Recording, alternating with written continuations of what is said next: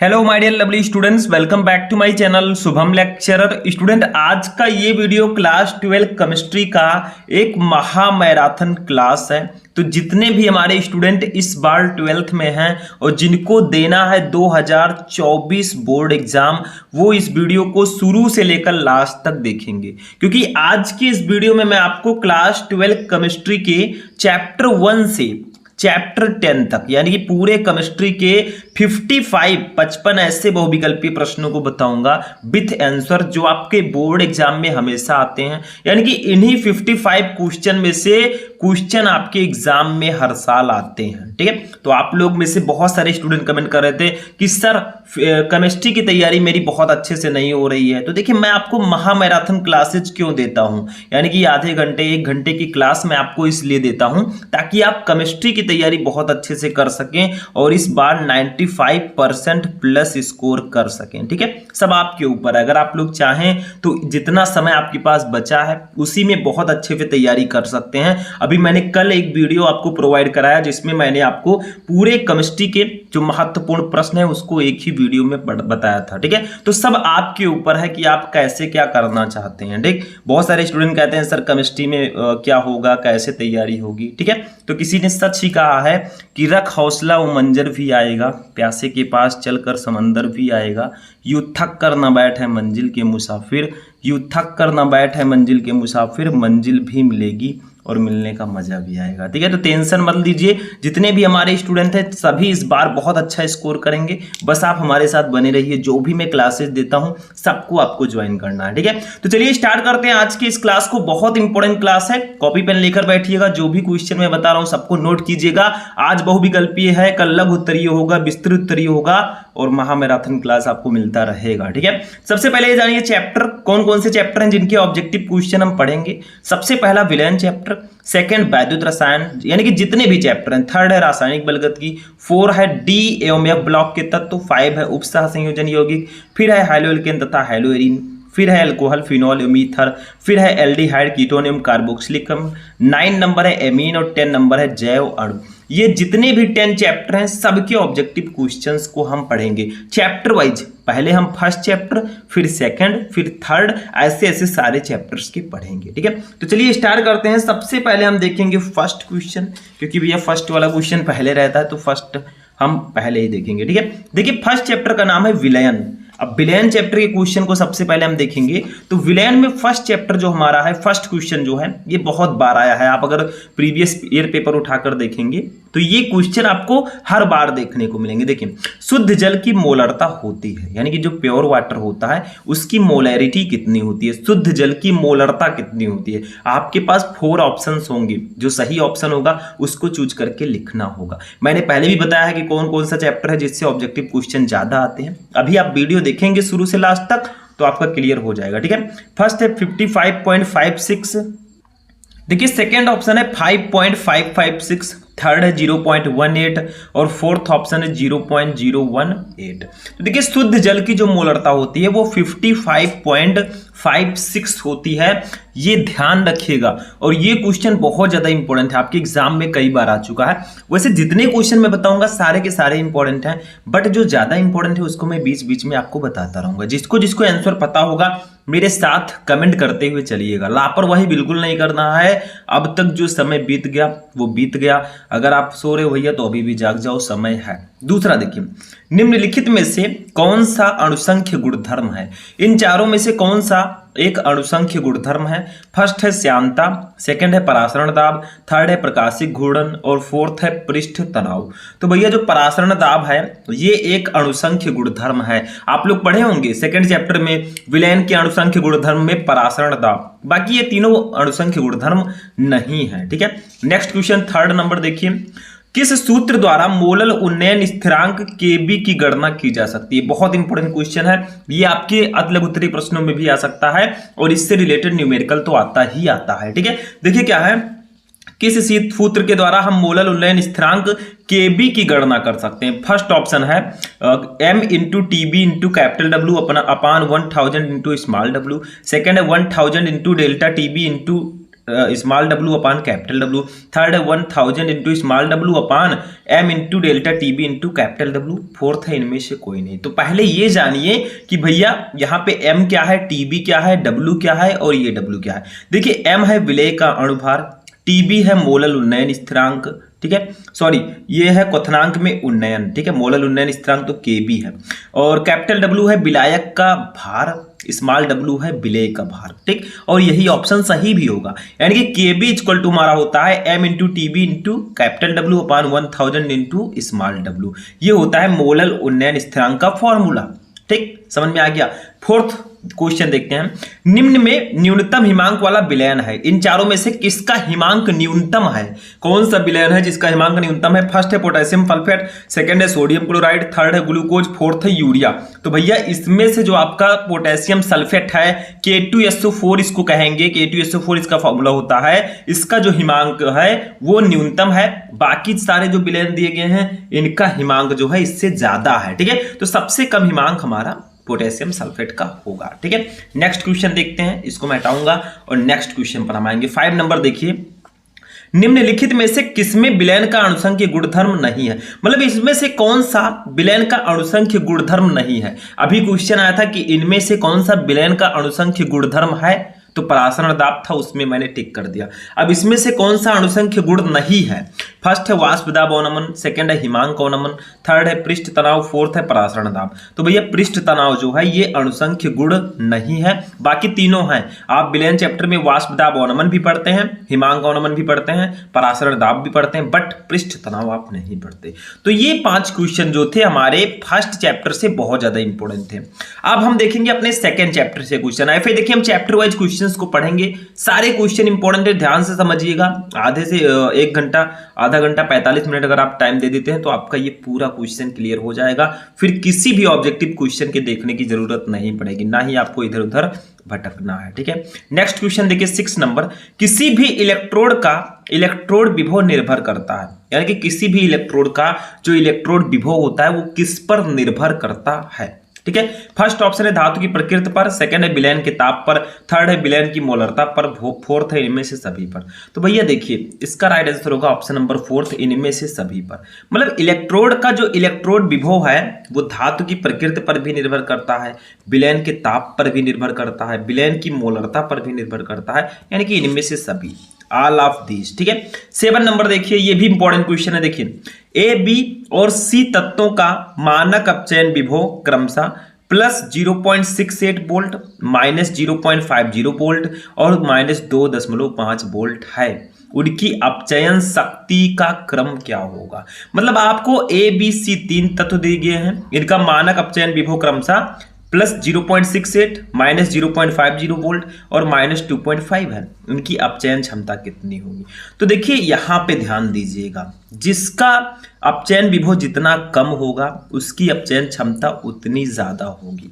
तो देखिए फर्स्ट है A greater than B greater than C, second है A greater than C greater than B, third है C greater than B greater than A और fourth है B greater than C greater than ए।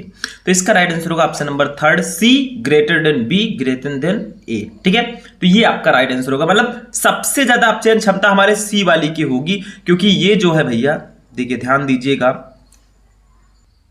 ये आपका third वाला option right होगा, सबसे ज्यादा सी की, फिर बी की, फिर ए की, ठीक है। समझ में आया, जिसका अपचयन विभव जितना ज्यादा है उसकी अपचयन क्षमता उतनी ही कम है, ठीक है। नेक्स्ट देखिए 8 नंबर क्वेश्चन, वो धातु जो हाइड्रोक्लोरिक अम्ल से हाइड्रोजन विस्थापित नहीं कर सकती वो है, यानी कि इनमें से कौन सा मेटल है जो हाइड्रोक्लोरिक अम्ल जो HCl होता है इससे हाइड्रोजन को विस्थापित नहीं कर सकती, ठीक है। फर्स्ट है जिंक, सेकंड है कॉपर, थर्ड है मैग्नीशियम, फोर्थ है एल्यूमिनियम। तो इसका राइट आंसर होगा ऑप्शन नंबर 2 कॉपर। देखिए कॉपर इन चारों में से ऐसी धातु है जो हाइड्रोक्लोरिक अम्ल से हाइड्रोजन गैस को विस्थापित नहीं कर सकती। तो ये ऑब्जेक्टिव क्वेश्चन भी बहुत ज्यादा इंपॉर्टेंट है। ठीक है, समझ में आ रहा है। तो ये आपका 8 नंबर क्वेश्चन था। 9 नंबर देखते हैं। देखिए 9 नंबर है, अच्छे चालकत्व विलयन वाले पदार्थ होते हैं, यानी कि जिसकी चालकता अधिक होती है वो विलयन वाले पदार्थ किस प्रकार के होते हैं। फर्स्ट है दुर्बल विद्युत अपघट्य, सेकंड है प्रबल विद्युत अपघट्य, थर्ड है विद्युत अपघट्य, फोर्थ है उत्प्रेरक। तो देखिए भैया, जिसकी चालकता अच्छी होगी वो कैसे होंगे, प्रबल होंगे, तो प्रबल विद्युत अपघट्य होगा। ठीक है, यानी कि अच्छे चालकत्व विलयन वाले पदार्थ जो होते हैं उन्हें प्रबल विद्युत अपघट्य कहते हैं। प्रबल का मतलब क्या हुआ, जिसके पास बहुत ज्यादा बल है, ठीक है, जो अच्छा है हर एक चीज में, तो उसे प्रबल बोलेंगे, वही हो गया। ठीक है, 10 नंबर देखिए, तनुता बढ़ाने पर विशिष्ट चालकता। मान लीजिए कोई विलयन है, ठीक है, उसकी तनुता को हम बढ़ाते हैं। तनुता बढ़ाने का मतलब क्या हुआ, जैसे मान लीजिए आपने चीनी और पानी को घोला, ठीक है, तो क्या हुआ कि शरबत बना। अब शरबत भैया थोड़ा गाढ़ा है, ठीक है, अब उसमें थोड़ा सा और पानी डालें तो वो शरबत पतला हो जाएगा, यानी कि वो उसको और तनु किया जा रहा है। ठीक है, उसी को कहते हैं। तो तनुता बढ़ाने पर विशिष्ट चालकता पर क्या प्रभाव पड़ेगा। फर्स्ट है बढ़ती है, सेकंड है घटती है, थर्ड है स्थिर रहती है, फोर्थ है इनमें से कोई नहीं। तो भैया तनुता बढ़ाने पर विशिष्ट चालकता जो है वो घटती है, ये ध्यान में रखिएगा। अगर आप विलयन को तनु करते जाएंगे तो उसकी विशिष्ट चालकता घटती जाएगी। ठीक, नेक्स्ट क्वेश्चन 11 नंबर, विशिष्ट चालकता का मात्रक है, यानी कि विशिष्ट चालकता का मात्रक क्या होता है, बहुत इंपॉर्टेंट क्वेश्चन है। फर्स्ट है ohm inverse centimetre inverse mole inverse, second है ओम इनवर्स सेंटीमीटर की पावर -2 मोल इनवर्स, थर्ड है ohm inverse centimetre square mole square, और फोर्थ है ओम सेंटीमीटर स्क्वायर मोल इनवर्स। ठीक है, तो इसका राइट आंसर होगा option number first, ohm inverse centimetre inverse और मोल इनवर्स। ठीक है, यानी कि विशिष्ट चालकता का मात्रक यही होता है। समझ में आ गया। नेक्स्ट क्वेश्चन देखते हैं, देखिए क्या है। अब आते हैं तीसरे चैप्टर पर, रासायनिक बलगतिकी, केमिकल काइनेटिक्स। इस चैप्टर से कौन कौन सा ऑब्जेक्टिव क्वेश्चन इंपॉर्टेंट है, देखिए। प्रथम कोटि की अपक्रिया के लिए वेग स्थिरांक तथा अर्धायु काल में क्या संबंध होता है, बताइए। जो फर्स्ट ऑर्डर रिएक्शन होता है इसमें अपक्रिया के वेग स्थिरांक और अर्धायु काल में संबंध बताना है। देखिए इससे रिलेटेड मैं आपको न्यूमेरिकल पहले भी बता चुका हूं, तो इसमें से कौन सा ऑप्शन सही है वो आपको पता होगा। कमेंट करके बताइएगा, ठीक है, जल्दी से आप लोग कमेंट करते रहिए ताकि हमें भी पता चले आप सब तैयारी कैसी कर रहे हैं। बहुत सारे स्टूडेंट तो चैटिंग करते रहते हैं उसी में, ठीक है, लवेरिया हो गया सबको। लेकिन आपको क्या करना है, अच्छे से तैयारी करनी है भैया, वो ऐसे रह भी जाएंगे। ठीक है, इसलिए मैं कहता हूं आप लोग उसके बजाय इस पर ध्यान दीजिए, पढ़ाई पे 2-3 महीने ध्यान दे दीजिए, बाकी टाइम आपके पास बहुत हो। ठीक है, फर्स्ट है k = 0.6932/t½ सेकेंड है t½ = k/0.6932, थर्ड है t½ = 0.6932k, फोर्थ है इनमें से कोई नहीं। तो इसका राइट आंसर होगा option number first, k = 0.6932/t½ जहां पर k है वेग स्थिरांक, t½ है अर्धायुकाल, तो यही रिलेशन होता है। अगर आपको अर्धायुकाल दिया गया है तो आप वेग स्थिरांक बहुत आसानी से निकाल सकते हैं। ठीक है, तो ये आपका होगा क्वेश्चन नंबर 12। आई होप कि आपको समझ में आ चुका होगा। इसको हटाएंगे, देखेंगे नेक्स्ट क्वेश्चन। ठीक है, क्वेश्चन नंबर 13 पे आते हैं। ये बहुत इंपॉर्टेंट क्वेश्चन है और ये जो फॉर्मूला इसमें बताया गया है ये इससे रिलेटेड न्यूमेरिकल सबसे ज्यादा आते हैं। ठीक है, देखिए प्रथम कोटि की अपक्रिया के लिए वेग स्थिरांक k का समीकरण क्या होता है। ठीक है, फर्स्ट ऑर्डर रिएक्शन के लिए वेग स्थिरांक का फॉर्मूला क्या होता है, देखिए बड़ा वाला जो होता है। फर्स्ट है k = 0.2303/t log 10 a/-x, second है k = 4.306/t log base 10 a/-x, third है k = 2.303/t² log 10 base a/-x, और फोर्थ है k = 10/t log base 10 a/-x। तो भैया राइट आंसर होगा फर्स्ट वाला, ये ऑप्शन होता है, यही फॉर्मूला होता है प्रथम कोटि की अपक्रिया के लिए वेग स्थिरांक निकालने का। k = 2.303/t log 10 a/-x, जहां पर k है वेग स्थिरांक, t है समय, a है अभिकारक की प्रारंभिक सांद्रता, a-x है t समय पश्चात अभिकारक की सांद्रता। और इससे रिलेटेड बहुत ज्यादा न्यूमेरिकल आते हैं आपके केमिकल काइनेटिक चैप्टर में, और ये चैप्टर न्यूमेरिकल की दृष्टि से बहुत ज्यादा इंपॉर्टेंट है। 14 नंबर क्वेश्चन देखिए, शून्य कोटि की अपक्रिया के लिए वेग स्थिरांक का मात्रक क्या होता है। जीरो ऑर्डर रिएक्शन के लिए वेग स्थिरांक का मात्रक फर्स्ट है लीटर सेकेंड इनवर्स, सेकेंड है litre mole inverse second inverse, third है mole litre inverse second inverse, और फोर्थ है मोल सेकेंड इनवर्स। तो इसका राइट आंसर होगा option number third, mole litre inverse second inverse. यानी कि शून्य कोटि की अपक्रिया के लिए वेग स्थिरांक का मात्रक मोल लीटर इनवर्स सेकेंड इनवर्स होता है। 15 नंबर क्वेश्चन, ये सारे क्वेश्चन इंपॉर्टेंट है, ज्यादा टाइम हम वेस्ट नहीं करेंगे। आपको जितने भी क्वेश्चन है सबको कम से कम समय में पूरा प्रोवाइड कराने की कोशिश करेंगे, क्योंकि टाइम बहुत कम है आपके पास और अब आपको करनी है हाई लेवल की तैयारी, स्मार्ट तरीके से तैयारी करनी है। आपको उन क्वेश्चंस को ढूंढना है, अनसॉल्व पेपर ले लीजिए, उन क्वेश्चन को ढूंढिए जो एग्जाम में हर बार आते हैं। 15 नंबर, वेग स्थिरांक ताप बढ़ाने पर, अगर आप टेम्परेचर को बढ़ाते हैं तो वेग स्थिरांक पर क्या प्रभाव पड़ेगा? फर्स्ट है बढ़ेगा, सेकंड है घटेगा, थर्ड है अपरिवर्तित रहेगा, फोर्थ है इनमें से कोई नहीं। तो वेग स्थिरांक जो है वो ताप बढ़ाने पर बढ़ेगा। टेम्परेचर आप बढ़ाएंगे, वेग स्थिरांक बढ़ेगा। ठीक है, तो 15 नंबर क्वेश्चन, ये वाला क्वेश्चन बहुत ज्यादा इंपॉर्टेंट है। ठीक है, नेक्स्ट क्वेश्चन देखते हैं, 16 पर आते हैं। देखिए, किस कोट की अपक्रिया के लिए वेग तथा वेग स्थिरांक की इकाई समान होती है? यानी कि कौन सी कोट की अपक्रिया है जिसके लिए वेग स्थिरांक तथा वेग की इकाई समान होती है? फर्स्ट है शून्य, सेकंड है प्रथम, थर्ड है द्वितीय, फोर्थ है तृतीय। तो भैया शून्य कोट की अपक्रिया के लिए वेग और वेग स्थिरांक की इकाई समान होती है, क्योंकि शून्य कोट की अपक्रिया में अभिक्रिया का जो वेग होता है वो अभिकारक की सांद्रता पर डिपेंड नहीं करता। तो ये फर्स्ट वाला ऑप्शन राइट होगा। 17 नंबर, अब प्रथम कोट की अपक्रिया के लिए वेग स्थिरांक का मात्रक क्या होगा? अभी शून्य कोट के लिए मैंने बताया मोल लीटर इनवर्स सेकेंड इनवर्स। अब देखिए प्रथम कोट की अपक्रिया के लिए क्या होगा? फर्स्ट है mole litre inverse second inverse, second है सेकेंड इनवर्स, थर्ड है mole litre second inverse, fourth है mole inverse litre inverse second. तो भैया सेकेंड इनवर्स प्रथम कोट की अपक्रिया के लिए वेग स्थिरांक का मात्रक होता है सेकेंड इनवर्स। ठीक है, तो सेकंड ऑप्शन राइट होगा। अब आते हैं चौथे चैप्टर के क्वेश्चन पर, जिसका नाम है डी एंड एफ ब्लॉक के तत्व। देखिए हमारे चैप्टर में पहले पृष्ठ रसायन पी ब्लॉक के तत्व चैप्टर रहता था हमारे सिलेबस में, बट अब नहीं है हमारे यूपी बोर्ड एग्जाम में। ठीक है, 18 नंबर क्वेश्चन देखिए, डी एंड एफ ब्लॉक के तत्व चैप्टर से, निम्नलिखित में से अनुचुंबकीय यौगिक है, इसमें से कौन सा यौगिक है जो अनुचुंबकीय है? फर्स्ट है CuCl, सेकंड है AgNO3, थर्ड है FeSO4 और फोर्थ है ZnCl2। यानी कि ये CuCl हो गया, AgNO3, FeSO4 और ZnCl2। इसका राइट आंसर होगा ऑप्शन नंबर थर्ड FeSO4। ठीक है, आयरन सल्फेट जो है थर्ड वाला ऑप्शन आपका राइट होगा। ये जो FeSO4 है ये एक अनुचुंबकीय यौगिक है। नेक्स्ट क्वेश्चन 19 नंबर, निम्न में अनुचुंबकीय आयन है। देखिए अभी यौगिक पूछा गया, अब आयन पूछा जा रहा है कि कौन सा आयन अनुचुंबकीय है। फर्स्ट है Zn2+, सेकंड है Na2+, थर्ड है Cu+, फोर्थ है Ag+। तो इसका राइट आंसर होगा ऑप्शन नंबर सेकंड Na2+। ये जो आयन है ये अनुचुंबकीय है। 20 नंबर, निम्न में रंगहीन आयन है। बताइए इनमें से कौन सा रंगहीन आयन है, यानी कि जिसका रंग ही नहीं है, कलरलेस। ठीक है, फर्स्ट है Cu+, सेकंड है Cu2+, थर्ड है Na2+, फोर्थ है Fe3+। तो इसका राइट आंसर होगा option number first Cu+। Cu+ जो है भैया ये रंगहीन आयन है, मतलब कलरलेस, इसका कोई कलर ही नहीं है। ठीक है, नेक्स्ट क्वेश्चन अब हम देखते हैं 21 नंबर।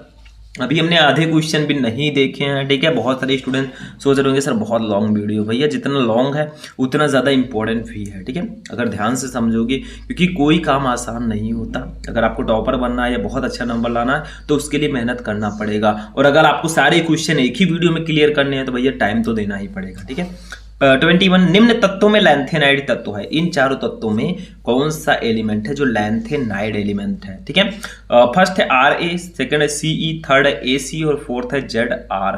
तो इसका राइट आंसर हो जाएगा option number second Ce। Ce जो है ये एक लैंथेनाइड तत्व है। अब आते हैं 5 नंबर चैप्टर के क्वेश्चन पर, उपसह संयोजन यौगिक के चैप्टर। ठीक है, इसके बाद हमारा ऑर्गेनिक केमिस्ट्री आ जाएगा, और ऑर्गेनिक केमिस्ट्री से ऑब्जेक्टिव क्वेश्चन आने के चांसेस बहुत ज्यादा हैं। तो बाकी के जो क्वेश्चन होंगे 22 के बाद जो हमारे क्वेश्चन बचेंगे 33 क्वेश्चन, वो होंगे सेकेंड केमिस्ट्री से। ठीक, निम्नलिखित में से कौन सा आयन उपसह संयोजन यौगिक नहीं बनाता? देखिए चैप्टर का नाम है उपसह संयोजन यौगिक, तो इसमें से कौन सा आयन है जो उपसह संयोजन यौगिक नहीं बनाता है? फर्स्ट है Na+, सेकंड है Cr2+, थर्ड है CO2+ और फोर्थ है Cr3+। तो Na+ जो है भैया ये उपसह संयोजन यौगिक नहीं बनाता। ठीक, समझ में आया। अब चलते हैं अपने 6 नंबर चैप्टर पर, हाइलोएरिकेन तथा हाइलोएरिन। जो हमारा लास्ट चैप्टर है इसमें जैव अणु, उससे न्यूमेरिकल, उससे जो ऑब्जेक्टिव क्वेश्चन है बहुत ज्यादा आते हैं। वो चैप्टर ऑब्जेक्टिव क्वेश्चन के लिए ज्यादातर जाना जाता है, तो उसको मिस बिल्कुल नहीं करना है। अभी मैं लास्ट में बताऊंगा, और उससे लगभग 10 क्वेश्चन या 12 क्वेश्चन इंपॉर्टेंट है।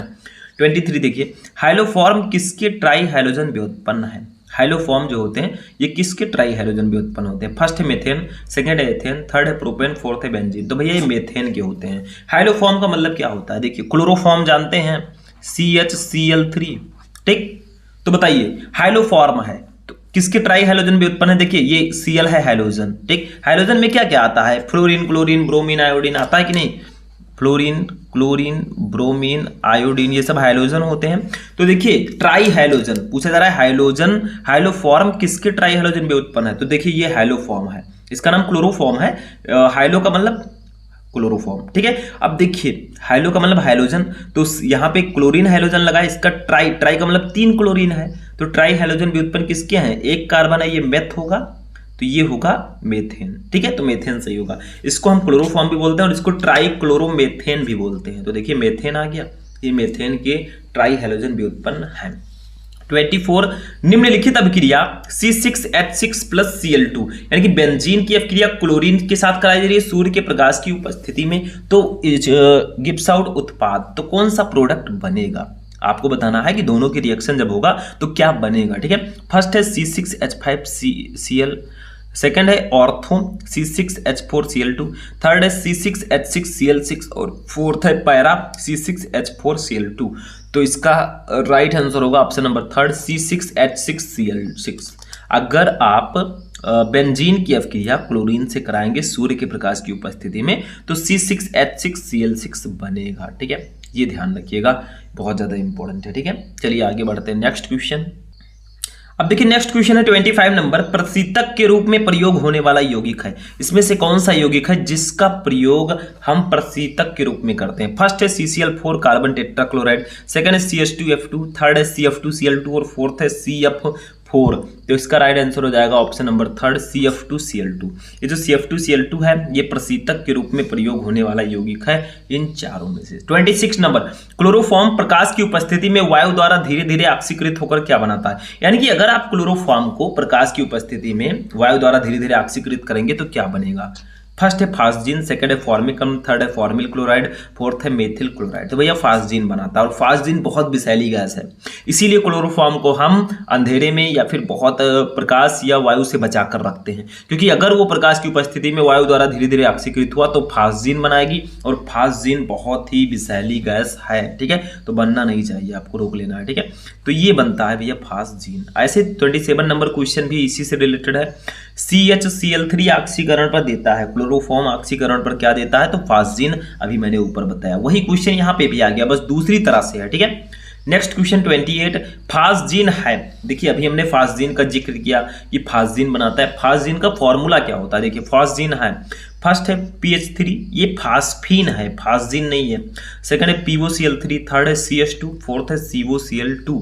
तो इसमें से जो फास्जीन है वो COCl2, ये फास्जीन का फॉर्मूला है, ठीक। नेक्स्ट क्वेश्चन 29 नंबर, क्लोरोफॉर्म का प्रयोग होता है, क्लोरोफॉर्म जो हमारा होता है CHCl3 जिसको हम ट्राइक्लोरोमेथेन कहते हैं, इसका प्रयोग कहाँ करते हैं? फर्स्ट है एक कीटनाशक के रूप में, सेकंड है एक फफूंदी नाशक के रूप में, थर्ड है औद्योगिक विलायक के रूप में और फोर्थ है अवशोषक के रूप में। तो भैया जो क्लोरोफॉर्म होता है इसका यूज औद्योगिक विलायक के रूप में होता है, तो थर्ड ऑप्शन आपका बिल्कुल सही होगा, ठीक है। चलते हैं 30 नंबर क्वेश्चन पर जो कि हमारे 7 नंबर चैप्टर से है, जिसका नाम है एल्कोहल, फिनॉल एवं ईथर। इसमें हमें एल्कोहल, फिनॉल और ईथर के बारे में पढ़ना होगा, ठीक है। ये भी बहुत इंपॉर्टेंट चैप्टर है। देखिए ग्लूकोज को एथिल अल्कोहल में परिवर्तित करने के लिए प्रयुक्त एंजाइम है। अगर आप ग्लूकोज जिसका फॉर्मूला होता है C6H6, अगर आपको इसको एथिल अल्कोहल में परिवर्तित करना है C2H5OH, तो कौन सा एंजाइम आप यूज करेंगे उत्प्रेरक के रूप में? ठीक है, कैटालिसिस के रूप में। तो फर्स्ट है invertase, second जाइमेज, third diastase, fourth है ये सभी। तो भैया अगर आपको ग्लूकोज को एथिल अल्कोहल में कन्वर्ट करना है तो आपको जाइमेज एंजाइम का यूज करना होगा, सेकेंड ऑप्शन राइट होगा। 31 नंबर, परिशोधित स्पिरिट में अल्कोहल होता है। देखिए परिशोधित स्पिरिट एक होता है, इसमें अल्कोहल कितने परसेंट होता है, इसकी परसेंटेज कितनी होती है? फर्स्ट है 100%, सेकंड है 95.5%, थर्ड है 75%, फोर्थ है 5.6%। तो परिशोधित स्पिरिट में जो अल्कोहल है वो 95.5% होता है, तो सेकंड ऑप्शन बिल्कुल राइट होगा। 32 नंबर, ल्यूकास अभिकर्मक के प्रयोग से पहचाना जाता है। बहुत इंपॉर्टेंट क्वेश्चन है। ल्यूकास अभिकर्मक से प्रयोग से हम किसको पहचानते हैं, किसकी पहचान के लिए हम ल्यूकास अभिकर्मक का यूज करते हैं? फर्स्ट है नाइट्रोएल्केन, सेकंड है एल्कीन, थर्ड है एल्कोहल, फोर्थ है एल्किलेमीन। तो भैया एल्कोहलों की पहचान के लिए हम ल्यूकास अभिकर्मक का प्रयोग करते हैं कि कौन सा एल्कोहल प्राथमिक है, कौन सा द्वितीयक, कौन सा तृतीयक, यानी कि प्राइमरी, सेकेंडरी एंड टर्सरी एल्कोहलों के पहचान के लिए हम इसका यूज करते हैं। 33 नंबर।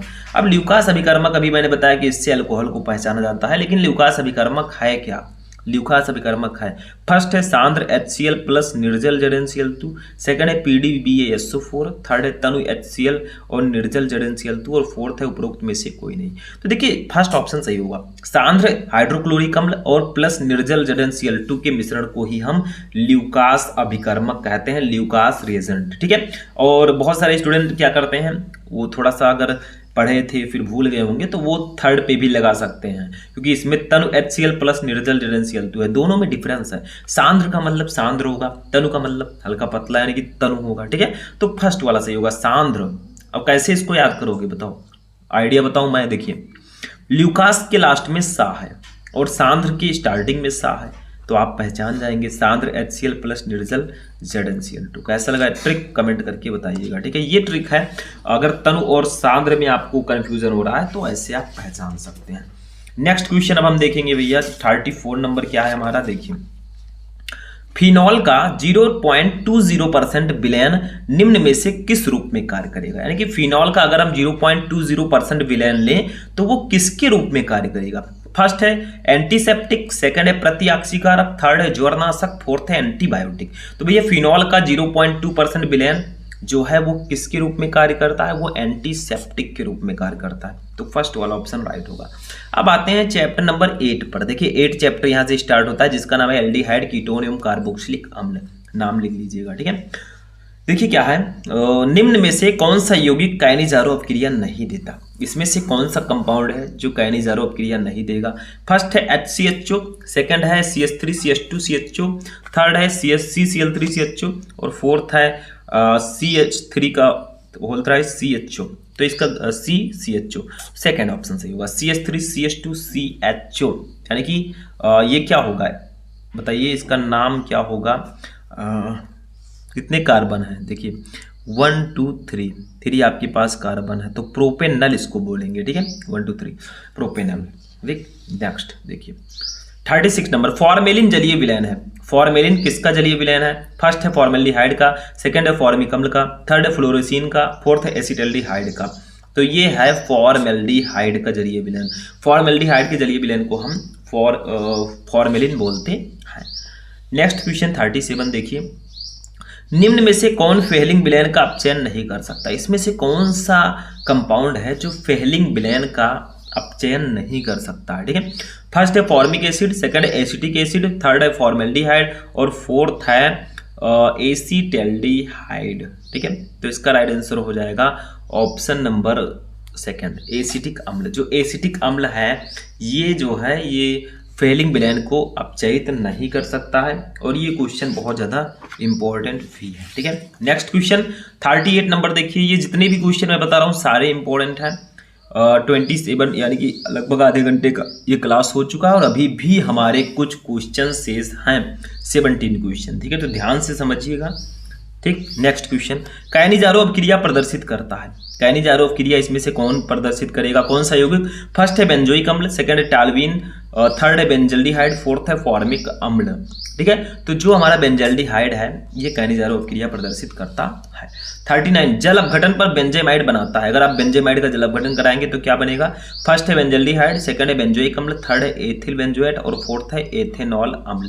तो भैया बेंजल्डिहाइड का जब आप जल अपघटन कराएंगे तो बेंजोइक अम्ल बनेगा। ठीक है, समझ में आया? बेंजोइक अम्ल यानी कि फॉर्मूला क्या होगा? C6H5COOH। ठीक, समझ में आ गया? नेक्स्ट क्वेश्चन 40 नंबर, आते हैं एमीन चैप्टर पर। 9 नंबर जो हमारा चैप्टर है इस चैप्टर पर आते हैं। देखिए क्वेश्चन है कि नाइट्रोबेंजीन का प्रबल अम्लीय माध्यम में अपचयन करने पर अंतिम उत्पाद क्या बनेगा? अगर हम नाइट्रोबेंजीन, जिसका फॉर्मूला क्या होगा? C6H5NO2 nitrobenzene. ठीक, अगर आप इसका प्रबल अम्लीय माध्यम में अपचयन कराएंगे तो क्या बनेगा? मेन प्रोडक्ट फर्स्ट है एनिलीन, सेकंड है फेनिल हाइड्रोक्सिलेमीन, थर्ड है पैरा एमिनोफिनॉल और फोर्थ है एजुवेंजीन। तो इसका राइट आंसर होगा option number first aniline, aniline बनेगा। ठीक है, यानी कि अगर आप नाइट्रोबेंजीन का प्रबल अम्लीय माध्यम में अपचयन कराएंगे तो अंतिम उत्पाद बनेगा एनिलीन। और एनिलीन का फॉर्मूला अगर जानना चाहते हैं तो लिख दीजिए C6H5NH2। ठीक, नेक्स्ट क्वेश्चन, सारा फॉर्मूला आप याद रखिएगा, इंपॉर्टेंट है। नाइट्रोबेंजीन को कहते हैं, जो नाइट्रोबेंजीन है हमारा C6H5NH2, इसको किस नाम से जानते हैं? फर्स्ट है कसीस का तेल, सेकंड है मिर्वेन का तेल, थर्ड है सिनेमन ऑयल, फोर्थ है विंटर ग्रीन का तेल। तो इसको हम मिर्वेन का तेल इस नाम से भी इसको जानते हैं। 42 नंबर, अमीनो का जलीय विलयन होता है, यानी कि जो अमीन्स होते हैं इनका जलीय विलयन किस प्रकार का होगा? एसिडिक होगा, बेसिक होगा या फिर क्षारीय होगा? तो अम्लीय, क्षारीय, उभयधर्मी, उदासीन। तो अमीनो का जो जलीय विलयन है भैया वो होता है उभयधर्मी। ठीक है, समझ में आया? नेक्स्ट क्वेश्चन देखेंगे 43 नंबर। ठीक है, तो 42 तक हम देख चुके हैं। 43 नंबर देखिए एक इसमें रिएक्शन है हमारे केमिस्ट्री में एमीन चैप्टर में, जिसका नाम है कार्बिल एमीन अभिक्रिया। तो बताइए कार्बिल एमीन अभिक्रिया में क्या बनता है? ठीक है, कार्बिल एमीन अभिक्रिया इंपॉर्टेंट है। तो फर्स्ट है साइनाइड, सेकंड है आइसोसाइनाइड, थर्ड है साइनेट, फोर्थ है आइसोसाइनेट। तो इसका राइट आंसर हो जाएगा ऑप्शन नंबर सेकंड, आइसोसाइनाइड बनता है। ठीक है, C6H5NC ऐसे कुछ फॉर्मूला होता है, आप लोग देख लीजिएगा। ठीक है, 44 नंबर, हिंस वर्ग अभिकर्मक है। हिंस वर्ग अभिकर्मक, जैसे हमारा ल्यूकास अभिकर्मक है वैसे हिंस वर्ग अभिकर्मक भी है। ठीक है, फर्स्ट है एसिटिल ऑक्सिलेट, सेकंड है ट्राइमेथिलेमीन, थर्ड है बेंजीन सल्फोनिल क्लोराइड, फोर्थ है बेंजिल सल्फोनिल क्लोराइड। तो इसका राइट आंसर हो जाएगा option number third, benzene sulphonyl chloride. इसी को हम बोलते हैं हिंस वर्ग रिएजेंट। ठीक है, अभिकर्मक। 45 नंबर, कार्बिल एमीन अभिक्रिया देता है। ठीक है, ऑप्शन आपके पास है CH3NH2, सेकेंड है CH3 का होल ट्वाइस NH2, थर्ड है CH3 का होल थ्राइस N और फोर्थ है C2H5 का होल ट्वाइस NH। ठीक है, तो इसका राइट आंसर हो जाएगा option number first CH3NH2। Carbyl amine अभिक्रिया में हमारा प्राथमिक एमीन बनता है, आप लोग समझ जाएंगे इसको। ठीक है, तो ये CH3NH2 देता है मेथिल एमीन। ठीक है, मेथिल एमीन। Next question 46। अब आते हैं अपने 10 नंबर चैप्टर जैव अणु पर, और इस चैप्टर से 10 क्वेश्चन बहुत इंपॉर्टेंट है। मैंने बताया था इस चैप्टर से ऑब्जेक्टिव क्वेश्चन ज्यादातर आते हैं। 46, इन्यूलिन के जल अपघटन से क्या प्राप्त होता है? 4 ऑप्शन है, ग्लूकोज, फ्रक्टोज, ग्लूकोज तथा फ्रक्टोज और लैक्टोज। तो इसका राइट आंसर होगा ऑप्शन नंबर सेकंड, फ्रक्टोज। जब आप इन्यूलिन का जल अपघटन कराएंगे तो फ्रक्टोज मिलेगा। 47 नंबर, वो कार्बोहाइड्रेट जो मनुष्यों के पाचन तंत्र में नहीं पचता, यानी कि वो कौन सा कार्बोहाइड्रेट है जो मनुष्य हैं, ठीक है, हम लोग मनुष्य हैं तो हमारे पाचन तंत्र में, डाइजेस्टिव सिस्टम में नहीं पचता।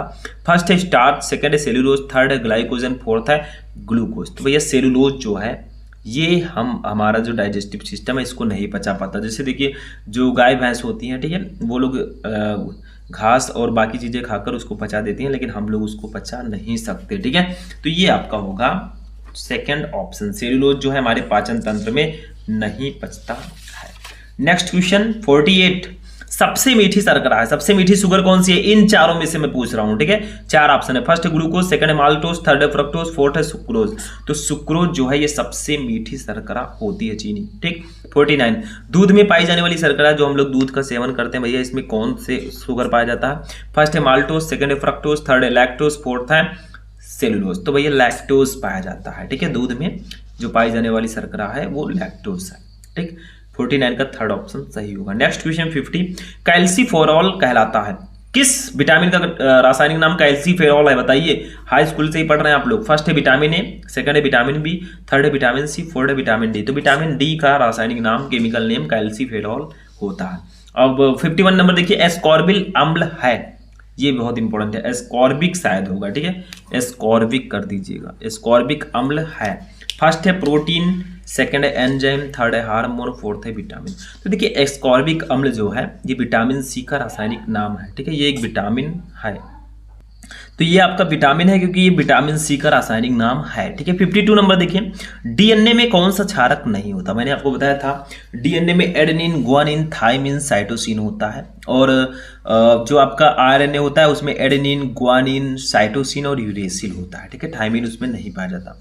तो फर्स्ट है थाइमिन, सेकंड है साइटोसिन, थर्ड है यूरेसिल, फोर्थ है एडमिन। तो भैया डीएनए में यूरेसिल नहीं पाया जाता है, मैंने पहले भी बताया था आपको। डीएनए और आरएनए के बारे में अच्छे से प्रिपेयर कर लीजिएगा, आपके बायो में भी है। 53, एस्कॉर्बिक अम्ल नाम है, मैंने बताया अभी विटामिन सी का, तो विटामिन सी टिक कर दी, ठीक है। 54 क्षारक जो आरएनए में नहीं होता है, ठीक है। तो एडेनिन होता है, ग्वानिन भी होता है, थाइमिन भी होता है, सॉरी एडेनिन होता है, ग्वानिन होता है, यूरेसिल होता है भैया, लेकिन थाइमिन इसमें नहीं पाया जाता, ठीक है। मैंने अभी बताया डीएनए में एडेनिन, ग्वानिन, थाइमिन, साइटोसिन, और यूरेसिल नहीं पाया जाएगा, और आरएनए में एडेनिन, ग्वानिन, साइटोसिन, यूरेसिल पाया जाएगा, थाइमिन नहीं पाया जाएगा, ठीक है। 55 एमिनो अम्ल निम्न में के निर्माण की संरचनात्मक इकाई है, मतलब एमिनो अम्ल जो है ये इसकी इकाई क्या है, किससे मिलकर एमिनो अम्ल बनता है। फर्स्ट है कार्बोहाइड्रेट, सेकंड है प्रोटीन, थर्ड है लिपिड, फोर्थ है विटामिन। तो इसका राइट आंसर होगा ऑप्शन नंबर सेकंड, प्रोटीन। देखिए प्रोटीन की श्रृंखला मिलकर जो है एमिनो अम्ल का निर्माण करती हैं। तो एमिनो अम्ल प्रोटीन के निर्माण की संरचनात्मक इकाई है, मतलब सॉरी प्रोटीन एमिनो अम्ल मिलकर प्रोटीन का निर्माण करती हैं, ठीक है। तो ये आपका हो जाएगा 55 नंबर। तो पूरे केमिस्ट्री के चैप्टर 1 से चैप्टर 10 तक 55 क्वेश्चन मैंने आपको बता दिए, ठीक है। सारे क्वेश्चन बहुत इंपॉर्टेंट हैं, सबको तैयार कर लीजिएगा। ये 55 अगर आप तैयार करके जाते हैं, ऑब्जेक्टिव क्वेश्चन पढ़ने की जरूरत नहीं है, ठीक है। तो इनको प्रिपेयर कर लीजिएगा। इस वीडियो को लाइक कीजिएगा, चैनल पर चैनल को सब्सक्राइब कर लीजिएगा, और आज का हमारा लेक्चर यहीं पर फिनिश होगा, ठीक है। बहुत ही इंपॉर्टेंट ये वीडियो है, बाकी के क्लासेस में आपके लिए रेगुलर लाता रहूँगा। तो चलिए मिलते हैं नेक्स्ट वीडियो में नेक्स्ट टॉपिक के साथ, तब तक के लिए जय हिंद।